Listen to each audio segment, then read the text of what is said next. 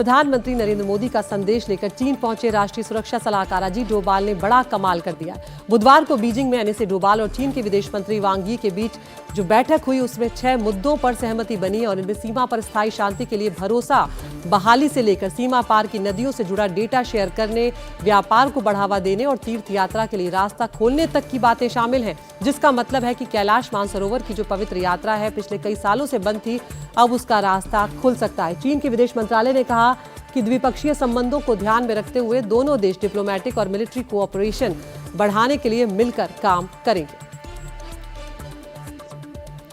और हमारे साथ वरिष्ठ पत्रकार इस वक्त जुड़ रहे हैं सैयद रुमान हाशमी। हाशमी साहब, यहाँ पर सबसे बड़ी बात यह है कि जो पिछले 4-5 सालों से रिश्तों में बर्फ जम गई थी वो यहाँ पर पिघलती हुई नजर आ रही है। जो स्टैंड ऑफ था उसके बाद जिस तरह का तनाव था हम देख रहे थे, स्थिति बिगड़ती जा रही थी, लेकिन ये जो दौरा है अजीत डोभाल का ये बहुत ही ज्यादा उम्मीदों भरा साबित हो रहा है। जी हाँ, पिछले कुछ समय से चीन लगातार ऐसे बयान आ रहे थे उनकी लीडरशिप की तरफ से कि वो भारत के साथ कूटनीतिक संबंध, डिप्लोमेटिक रिलेशन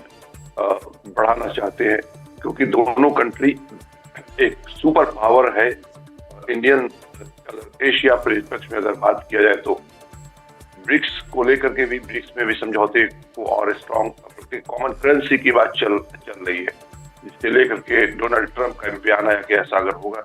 तो इसके नुकसान उठाने पड़ेंगे ब्रिक्स के मेंबर्स को। ये जो करीब 5 साल के बाद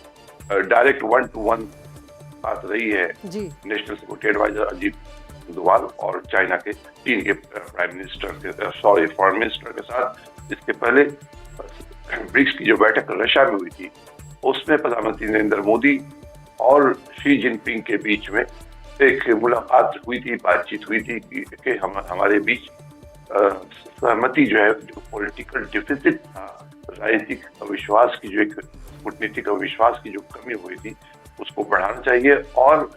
बायलैटरल टॉक से जो डिस्प्यूट्स हैं जैसे गलवान में हुआ था उस तरह के दोबारा घटना ना हो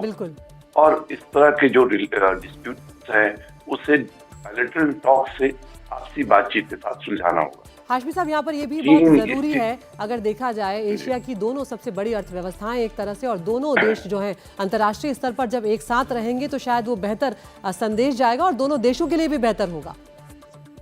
बेशक, देखिए, दोनों भारत और चीन के बीच में काफी बड़ा व्यापारिक रिलेशन है। जो ट्रेडिंग है वो काफी मजबूत ट्रेडिंग है,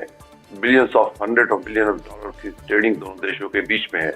और दोनों पड़ोसी देश हैं आपस में। इधर हाल में देखा गया है